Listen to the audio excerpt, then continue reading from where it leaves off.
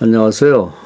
오늘은 역대하 29장부터 등장하는 히스기야 왕에 대해서 얘기하겠습니다. 구약을 이제 굉장히 다양한 그런 내용으로 채워져 있기 때문에 어렵게 생각하는데요. 그것을 좀 이렇게 간단하게 이해하는 방법을 소개해 보도록 하겠습니다. 아브라함이 이제 그 후손들이 머무를 땅을 하나님으로부터 확보했죠. 이제 가나안 땅이 되겠습니다. 결국은 이제 창세기 15장의 약속을 받고 난 이후에 후손들의 땅이 됐죠. 모세는 이제 그 아브라함이 확보한 가나안 땅에서 백성들이 어떻게 살 것인가 하는 법을 하나님으로부터 받아서 가져왔죠. 크게 보면은 헌법인 10계명과 거기에 하위 법령이라고 하는 이제 613가지 율법에 기초한 그런 이제 법이 되겠습니다. 그 후에 많은 사람들이 이제 그 아브라함 후손으로 태어나서 그 가나안 땅에 살면서 이제 법대로 살려고 노력들을 했는데 온전하지 못했죠. 그래서 이제 하나님 마음에 드는 사람이 별로 없었고 이제 드디어 그 다윗에게 와서 하나님 보시기에 마음에 합한 자가 나왔습니다. 그 다윗을 하나님이 가장 구약에 등장했던 인물 중에 모범으로 보고 있죠. 그래서 다윗이 어떤 신앙을 가졌길래 그렇게 되는가를 먼저 이제 아는 게 필요한 것 같아요. 왜냐하면 아담 이후에 범죄, 원죄를 가진 인간 중에서 가장 완벽한 인간을 하나님이 지목하고 계시고 내가 다윗을 만났을 때 마음이 합한 자였다. 마음에 쏙 들었다 그 말이죠. 그러니까 다윗을 기준으로 해서 우리가 이제 다른 그 신앙인들 성경에 등장했던 구약의 인물들을 비교해 보면 그 답을 찾을 수가 있죠. 그리고 그 연장선상에서 현재 나를 비교해 보고 또 다른 사람을 비교해 본다면 하나님으로부터 어떤 평가를 받겠나 하는 그 답이 나올 수 있습니다. 그리고 공평하신 하나님이기 때문에 다윗과 같이 살면 다윗과 같은 축복을 받는다. 이게 우리가 믿어야 될 신앙이 되겠죠. 우선 다윗은 그 신명기 28장에 나오는 말씀 율법에 순종하면 나가도 들어가도 복을 받는다. 자식도 가축도 농사도 잘 된다. 이제 이런 율법의 순종에 대한 약속과 율법에 불순종했을 때 저주, 나가도 들어가도 저주받고 자식도 농사도 가축도 쉽게 말하면 이제 다 저주받는다 그런 말씀이 있는데 신명기 30장에 보면 이제 너희가 택해라 모든 하나님 뜻을 공개했으니까 너희 앞에 생명과 죽음, 축복과 저주가 있는데 어떤 걸 택하든 너희 자유다 이렇게 선택권을 주시죠. 그런데 다윗은 축복의 길, 즉 순종하고 복받는 길, 생명의 길을 선택하게 됩니다. 여호수아 1장에 가면 이제 하나님 말씀을 다 지켜 행하면 무엇을 하든 어디로 가든 형통한다 이런 약속이 있는데 그러기 위해서는 이제 하나님 말씀을 이제 속속들이 다 읽고 주야를 묵상해서 그 말씀이 돌판에 새겨진 것이 그대로 내 마음에 새겨질 때까지 노력을 기울이라 그렇게 했습니다. 다윗은 그렇게 하기 위해서 여호수아 1장의 권면을 받아들여서 실제 그 율법책을 복사해 놓고 시편 1편에 보면 주야로 묵상했다 이렇게 되어 있습니다. 그렇게 했더니 무엇을 하든 어디로 가는 형통한 축복을 받았다. 이제 그런 고백을 하고 있죠. 그래서 우선 다윗의 신앙은 가나안 땅에서 즉 아브라함이 말하는 가나안 땅에서 모세가 말하는 하나님 법대로 가장 온전하게 살았다 이렇게 볼 수가 있습니다. 그래서 율법에 충실한 삶, 그래서 나가도 들어가도 복받는 삶을 선택해서 살았고, 근데 거기다 더해서 율법에 하나님 이렇게 하라고 명령은 아니지만은 하나님 좋아하실 만한 일을 세 가지 택해서 실천했습니다. 에베소에서 보면은 하나님 기뻐하실 만한 일을 시도해보라, 시험해보라 그런 말이 있는데 다윗이야말로 그런 걸 했죠. 첫 번째는 하나님 시키지 않았지만 하나님의 그 거주하시는 것이 천막이고 그것마저도 이제 형편없이 되어 있는 걸 보고 하나님에게 아름다운 성전을 건축해 드리겠다 그렇게 약속을 하고 이제 그것을 시행하죠. 자기 아들 솔로몬과 함께 그래서 하나님이 집이 천막인지 알았는데 가장 좋은 석재와 목재로 세상의 아름다운 집을 지어 하나님께 드렸습니다. 하나님이 기뻐하셔서 네가 나를 아버지로 생각하고 내 집을 져주었으니 내가 너의 집이 돼주겠다. 내가 너를 자식으로 생각하겠다. 이런 이제 축복을 주십니다. 두 번째는 이제 하나님이 찬양을 좋아하신다는 걸 알고 많은 찬양을 작사 작곡해서 불러드렸고 나중에 왕이 된 다음에는 이제 궁정 악사들을 불러서 뭐 요즘 말하면 오디션을 통해서 작사 작곡가 연주자 또 성악가를 뽑아서 이제 그런 교회 음악 성전의 음악을 발전시키고 하나님 기뻐하실 만한 새 찬송을 많이 지어서 드립니다. 그래서 그 당시에 이제 뭐 1000구에 가까운 찬양이 있었다는 게 대단한 거죠. 그 다음에 또 한 가지는 하나님 기뻐하실 만한 것이 제사인데요.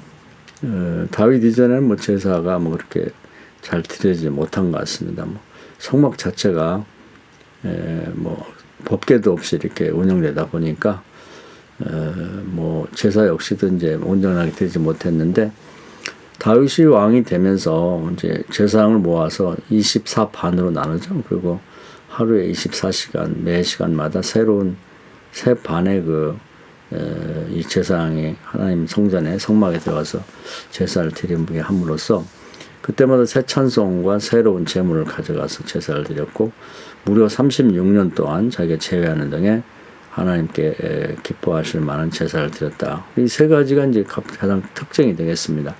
율법대로 사는 것만 해도 이제 형통의 축복을 받는데 거기다 더해서 하나님이 명령하지 않았지만은 그냥 자기가 자기에서 하나님 나를 기쁘게 하셨으니 나도 하나님 기쁘시게 할 만한 일을 시도해야겠다. 그러면서 이제 이 세 가지를 실천했기 때문에 하나님의 입장에서 볼 때는 아담 이후에 어떻게 이런 사람이 나올 수 있나 로 굉장히 기뻐하셨던 것 같습니다. 그래서 구약을 보면 거의 3분의 1 정도의 분량이 이제 다윗에 관한 얘기를 하고 있다. 즉 하나님이 다윗에 대해서 하고 싶은 얘기가 많다고 볼 수가 있는 것이죠.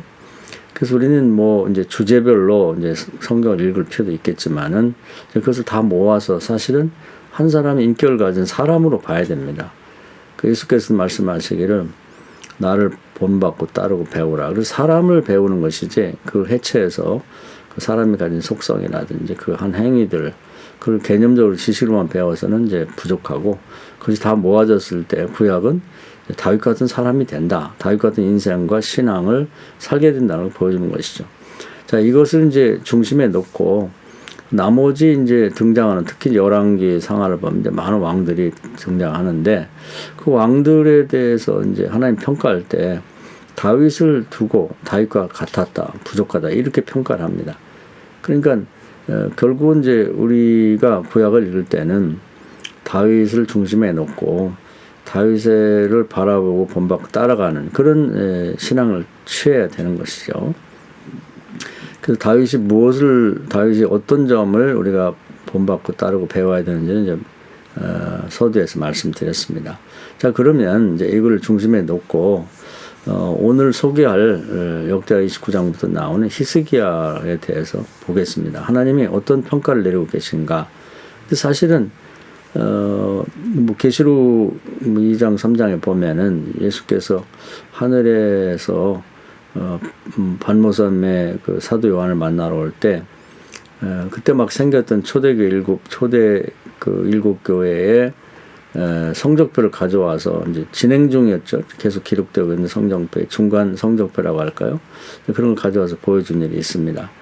그 얘기는 뭐냐면 그거에 비추어서 이제 현재 이 역대 상하를 이제 본다 그러면 실제로 하나님 나라에 뭐 성경에 보면 뭐 일기책이라고도 생명책이라고도 쓰여 있는데 그런 그 개개인의 어떤 기록표가 있고 교회의 기록표가 있듯이 그리고 거기에 기록된 간단 명료하지만 하나님 나라의 평가서가 보관되어 있고 이제 그것이 이 세상으로 이제 공개됐다 이렇게 봐야 될 겁니다. 그래서 성경에 기록되어서 이렇게 보여주고 있는 그런 현재 역대 상하에 나오는 왕들에 대한 평가와 하나님 나라에 이제 기록되어 있는 것이 동일하다 이렇게 봐도 과언이 아닐 것 같습니다. 그게 다르다 그러면 이제 좀 곤란하겠죠.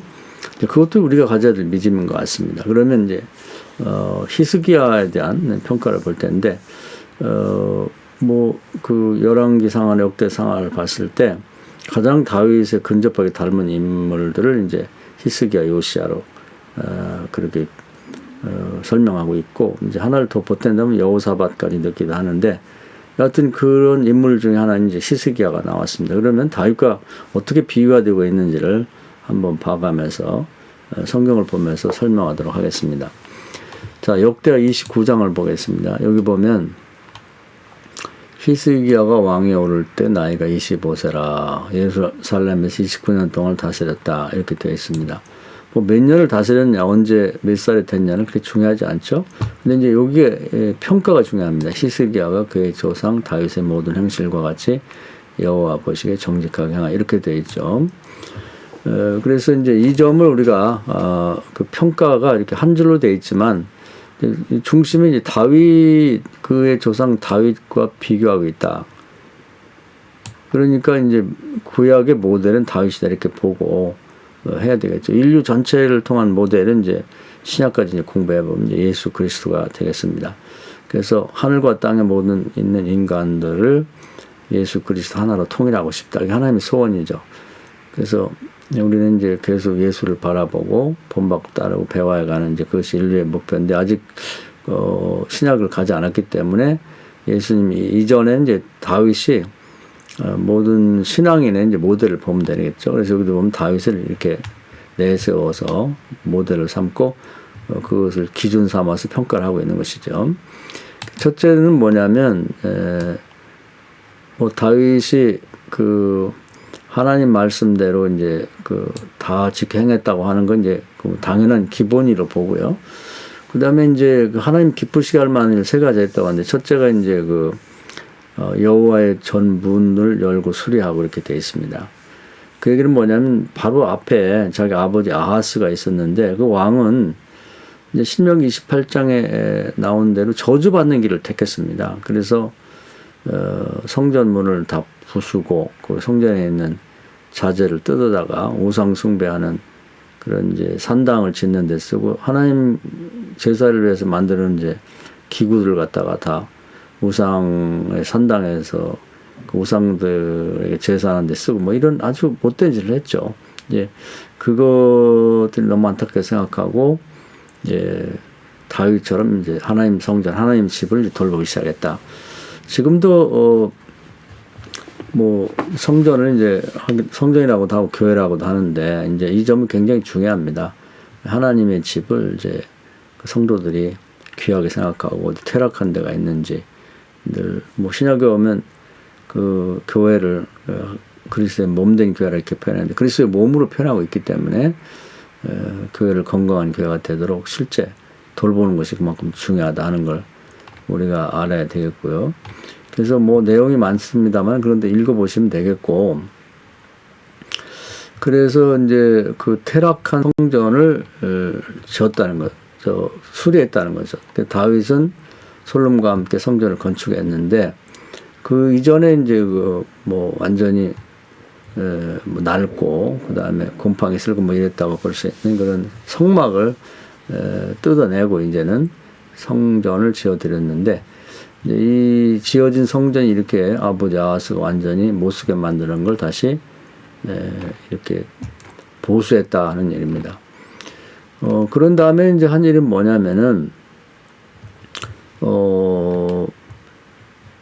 히스기야 왕이 일찍 일어나서 성읍의 귀인들을 모아서 여호와의 전 올라가서 수송아지 7마리와 순양 7마리, 어린 양 7마리 끌어다가 나라와 성사 유다를 위하여 속죄물로 삼고 아론의 자손 제사장들을 명령하여 여호와의 제단을 드리게 하니라. 그래서 이제 또 다윗이 하나님 기쁘게 했던 일이 그 제사를 잘 드린 거죠.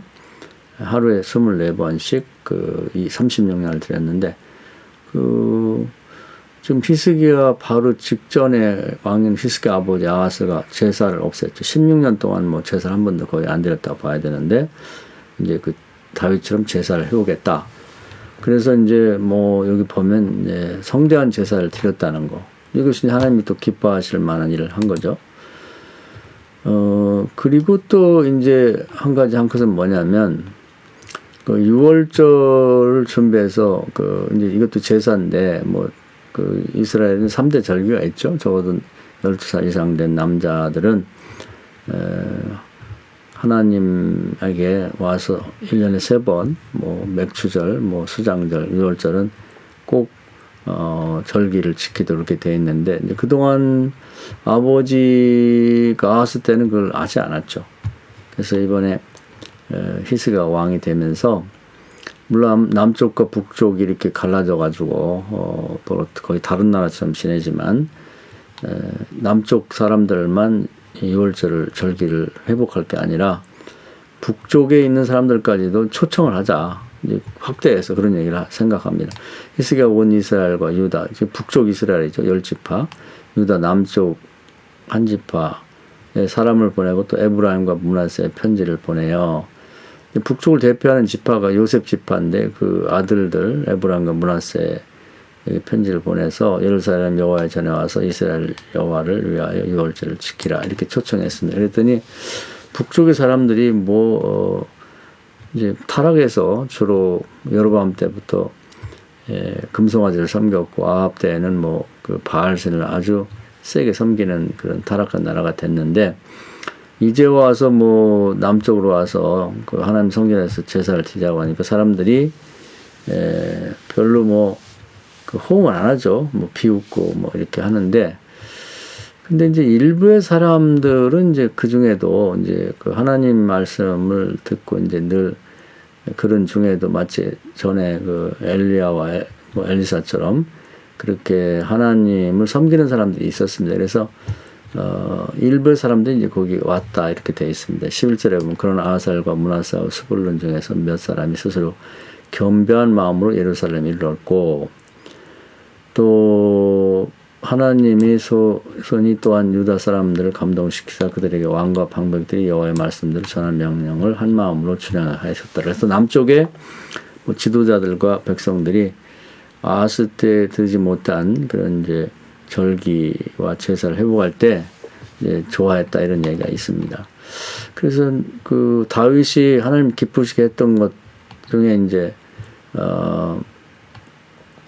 그 두 가지를 이제 히스기야가 따라서 했고요. 여기 보면 또 다윗이 했던 것 중에 이제 하나가 하나님 기뻐하는 찬양을 드린 건데, 여기 보면 절기 때 이제 보면은 예루살렘 온 이스라엘 자신이 크게 즐거워해 7일 동안 무교절을 지켰고 내 사람들과 세상들이 날마다 여호와를 찬송하며 큰 소리 나는 악기를 울려 여호와를 찬양하였으며 이렇게 돼 있죠.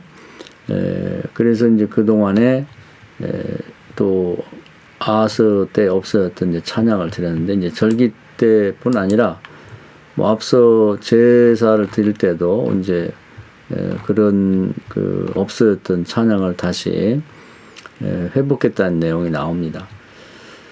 그래서 그 부분을 한번 이렇게 살펴보면은 그 제사장들이 잡아 그 피를 속죄제로 삼아 제단에 드려 온 이스라엘 위하여 속죄 아닌 왕이 명령하여 온 이스라엘 위하여 번제와 속죄제를 드리게 하였습니다. 그래서 속죄제를 이제 회복하면서 이제 하나님이 기뻐했던 다윗부터 왕성하게 시작됐던 이제 찬송도 이제 많이 드리죠. 왕이 레위 사람들을 여호와의 전에 두어서 다윗과 왕의 선견자 갓과 선지자 나단이 명령한 대로 재금과 비파와 소금을 잡게 하니는 여호와께서 그의 선지자들로 이렇게 명령하셨습니다. 그래서 이제 다윗 시대에 주로 이제 악기가 많이 새로 제작되기도 하고 또 있던 제 악기들이 이제 개선이 되기도 한 것 같아요. 그래서 레위 사람은 다윗의 악기를 잡고 우리 다윗의 악기라는 말을 이제 쓰고 있는 겁니다. 제사장들이 나팔을 잡고 섬에 히스기야가 번제를 제단에 들 때 동시에 여호와의 시로 노래하고 나팔을 불며 이스라엘 왕 다윗의 악기를 울리고 온 회중이 경배하며 노래하는 자들은 노래하고 나팔 부는 자들은 나팔을 불어 번제를 마치기까지 이르니라.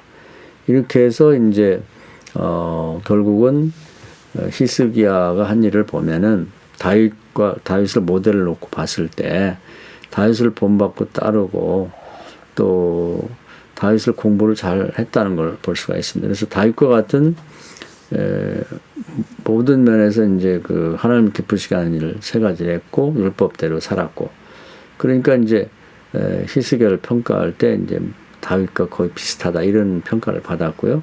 우리가 이제 예언하거나 예측할 수 있는 게, 그렇다면 히스기야도 다윗이 받았던 축복을 그대로 받겠구나 이렇게 이제 우리가 예상할 수 있는 것이죠.